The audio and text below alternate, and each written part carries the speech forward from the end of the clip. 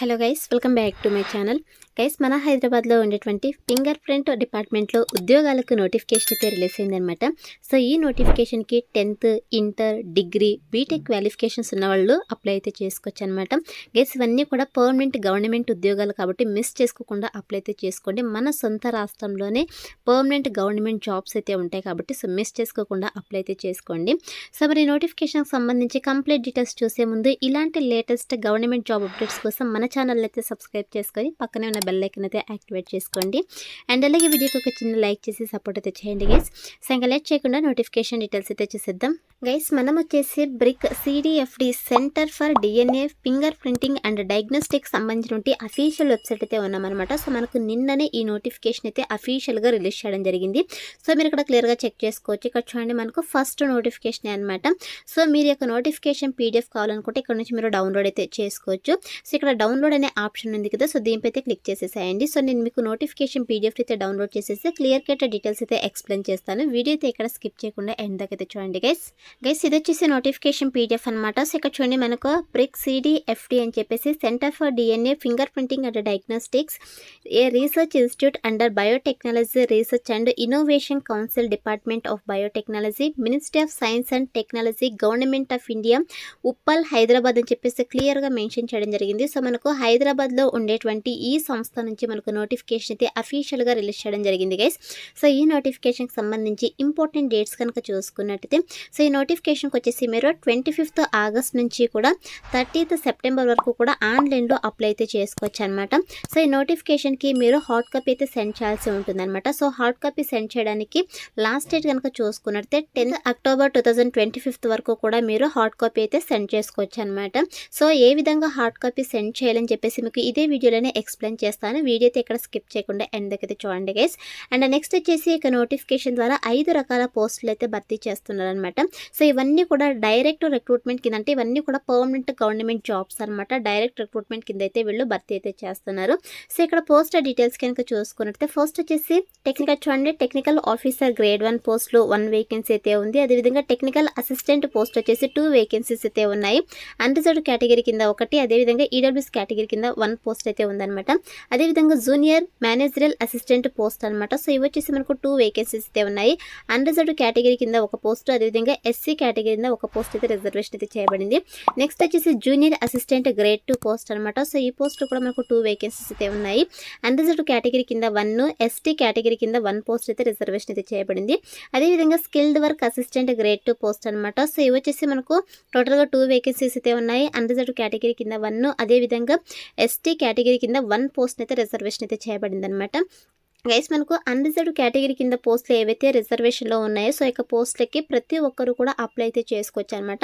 ఈ విధంగా మనకి ఇక్కడ ఏజ్ కూడా క్లియర్గా మెన్షన్ చేయడం జరిగింది. సో ఫస్ట్ 2 పోస్టులకు మాత్రము 30 years వరకు ఏజ్ అయితే అప్లై అయితే చేసుకోవచ్చు. మిగతా పోస్టులకి junior managerial assistant, junior assistant grade 2, skilled work assistant grade 2 పోస్టులకు వచ్చేసి 18 to 25 years వరకు ఏజ్ ఉన్న వాళ్ళైతే అప్లై అయితే చేసుకోవచ్చు అనమాట. As per central government rules ప్రకారం మనకు అప్పర్ ఏజ్ రిలాక్సేషన్ కూడా వర్తిస్తుంది అనమాట.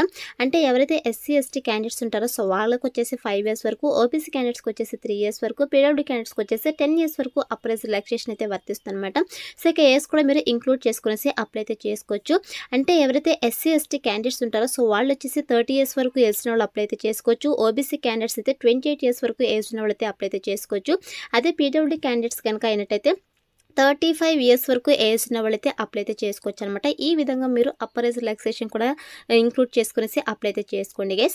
అదేవిధంగా ఇక్కడ మనకు చూడండి, పోస్టులను బట్టి మనకు క్వాలిఫికేషన్స్ అదేవిధంగా శాలరీస్ క్లియర్గా మెన్షన్ చేయడం జరిగింది గైస్. ఫస్ట్ అయితే వితౌట్ ఎక్స్పీరియన్స్తో ఫ్రెషర్ క్యాండిడేట్స్ అప్లై చేసుకునే విధంగా ఉండేటువంటి పోస్ట్ గురించి అయితే ఎక్స్ప్లెయిన్ చేస్తాను. సో ఇక్కడ చూడండి, ఫస్ట్ అయితే మనకు జూనియర్ అసిస్టెంట్ గ్రేడ్ 2 పోస్ట్ అనమాట. సో ఈ పోస్ట్కి వచ్చేసి 18 to 25 years అంటే 28 years వరకు ఏజ్ ఉన్న వాళ్ళు అప్లై అయితే చేసుకోవచ్చు.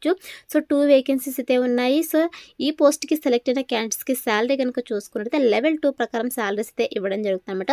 బేసిక్ పే వచ్చేసి మనకు 19,900 rupees పర్ మంత్ శాలరీ అయితే ఇవ్వడం జరుగుతుంది. అన్ని రకాల సెంట్రల్ గవర్నమెంట్ అలవెన్సెస్ కలుపుకొని స్టార్టింగ్ శాలరీనే మీకు 45,000 పర్ మంత్ శాలరీ అయితే ఇవ్వడం జరుగుతుంది అనమాట.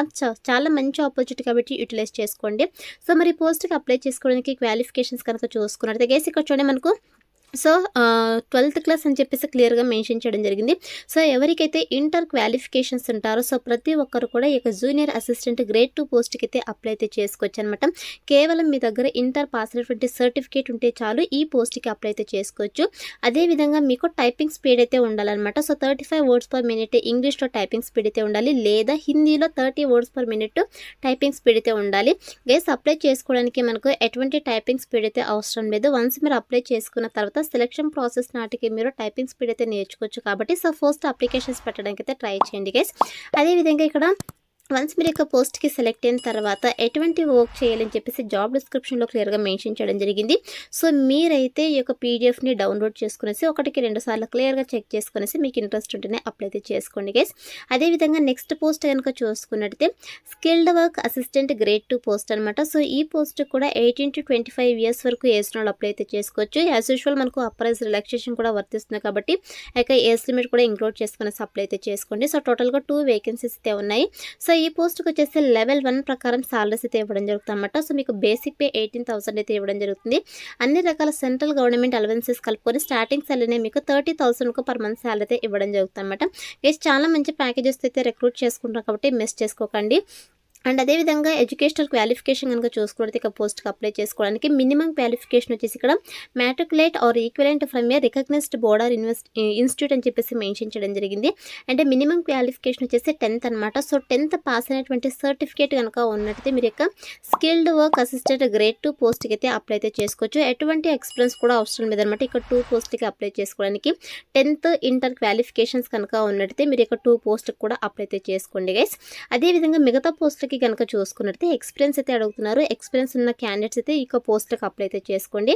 సో ఇక్కడ పోస్ట్ డీటెయిల్స్ కనుక చూసుకున్నట్లయితే జూనియర్ మేనేజరల్ అసిస్టెంట్ పోస్ట్ అనమాట. సో ఈ పోస్ట్ కూడా సేమ్ 18 to 25 ఇయర్స్ వరకు ఏజ్ వాళ్ళతో అప్లై చేసుకోవచ్చు. ఈ పోస్ట్కి సెలెక్ట్ అయిన క్యాండిడేట్స్కి లెవెల్ 5 ప్రకారం సాలరీస్ అయితే ఇవ్వడం జరుగుతుంది. అంటే బేసిక్ పేనే మనకు 29,200 రూపీస్ అయితే ఇవ్వడం జరుగుతుంది. అన్ని రకాల సెంట్రల్ గవర్నమెంట్ అలవెన్సెస్ కలుపుకొని స్టార్టింగ్ సాలరీనే మీకు 50 to 55,000 పర్ మంత్ సాలరీ అయితే ఇవ్వడం జరుగుతుంది అనమాట. సో మీరు ఈ పోస్ట్కి అప్లై చేసుకోవడానికి క్వాలిఫికేషన్స్ కనుక చూసుకున్నట్లయితే గైస్ ఇక్కడ చూడండి graduate with minimum 3 years experience in government అని చెప్పేసి మెన్షన్ చేయడం జరిగింది. సో మీకు గవర్నమెంట్ ఆఫీసెస్లో కావచ్చు, లేదంటే పబ్లిక్ బాడీ ఆర్ అన్ని ఆర్గనైజేషన్స్లో మీకు 3 ఇయర్స్ వరకు వర్క్ ఎక్స్పీరియన్స్ కనుక ఉన్నట్టయితే మీరు ఈ యొక్క పోస్ట్కి అప్లై అయితే చేసుకోవచ్చు. లేదా మీకు ప్రైవేట్ కంపెనీస్లో 3 ఇయర్స్ వరకు ఎక్స్పీరియన్స్ ఉన్నా కూడా మీరు యొక్క పోస్ట్కి అప్లై అయితే చేసుకోవచ్చు అని చెప్పేసి మెన్షన్ చేయడం జరిగింది. అదేవిధంగా మీకు టైపింగ్ స్పీడ్ అయితే ఉండాలని చెప్పేసి మెన్షన్ చేయడం జరిగింది. 30 words per minute typing speed అయితే ఉండాలి ఇంగ్లీష్లో. అదేవిధంగా షార్ట్ హ్యాండ్ వచ్చేసి మనకు ఇంగ్లీష్లో 80 వర్డ్స్ పర్ మినిట్ అయితే ఉండాలని చెప్పేసి మెన్షన్ చేయడం జరిగింది అనమాట. సో ఈ యొక్క క్వాలిఫికేషన్స్ కనుక ఉన్నట్టు మీరు ఇక పోస్ట్కి అప్లై అయితే చేసుకోండి గైస్.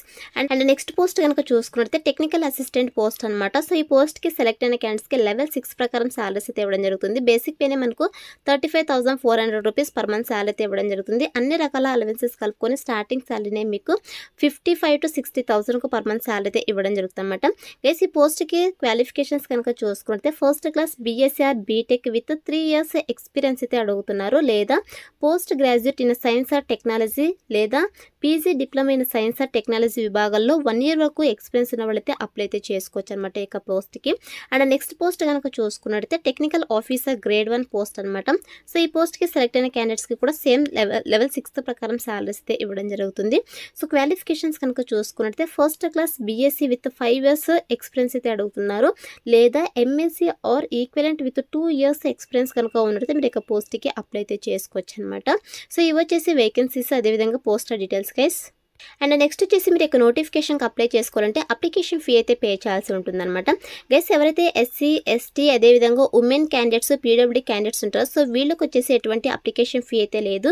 సో మీరు ఫ్రీగా ఆన్లైన్లో అప్లై అయితే చేసుకోవచ్చు. సో మిగతా కేటగిరీ వాళ్ళు ఎవరైతే ఉంటారో సో వాళ్ళు వచ్చేసి 200 రూపీస్ ఆన్లైన్ అప్లికేషన్ ఫీ అయితే పే చేయాల్సి ఉంటుందన్నమాట. మీరు ఈ అప్లికేషన్ ఫీ కూడా ఆన్లైన్లో పే చేయాల్సి ఉంటుంది.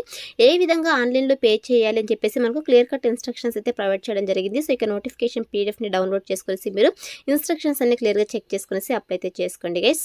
అండ్ నెక్స్ట్ వచ్చేసి ఇక పోస్ట్‌లకి సెలక్షన్ ప్రాసెస్ కనుక చూసుకున్నట్లయితే గైస్ మనకు రిటన్ ఎగ్జామ్ అయితే కండక్ట్ చేస్తారనమాట. సో ఓఎంఆర్ బేస్డ్ మనకు రిటన్ ఎగ్జామ్ లేదా ఆన్‌లైన్ ఎగ్జామ్ అయితే కండక్ట్ చేస్తామని చెప్పేసి మెన్షన్ చేయడం జరిగింది.